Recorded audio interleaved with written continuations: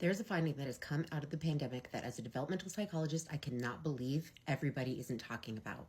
Trigger warning, I will not be going into specifics, but I do talk about child abuse. So for individuals in the field, when the pandemic started, there was a huge level of concern because we have seen historically that when there are natural disasters like hurricanes and earthquakes, rates of child abuse go up.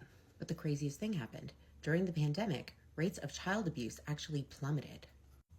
Just look at this graph from the U.S. Department of Health and Human Services. Look what happened between 2019 and 2021 in terms of total number of victims of child abuse in the U.S. And at first blush, doesn't make any sense. Initially, individuals said this isn't actually really what's happening. This is just the byproduct of people not being able to report child abuse. So this is just all we're seeing in this graph is a decrease in reporting of child abuse. But when researchers looked a little further, they found that no, there were also declines in hospital visits and emergency room visits for children who had experienced physical abuse. So this was a real phenomenon. And the question becomes why during the pandemic, but not other natural disasters, we would see a decrease in child abuse instead of an increase like we've seen in the past. And now we think we know why.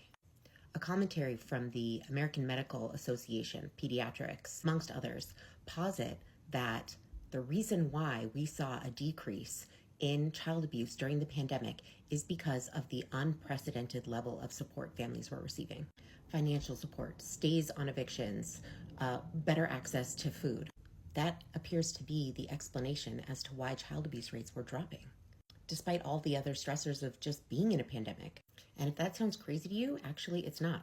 When researchers want to study the effects of abusive caregiving, they'll frequently use rodent models. And to have an abusive rodent caregiver, they don't just go out into the wild and find one, they make them. Do you know how you make an abusive rodent mom? Take away almost all of her bedding. Make it so that she can't provide a nest for her pups.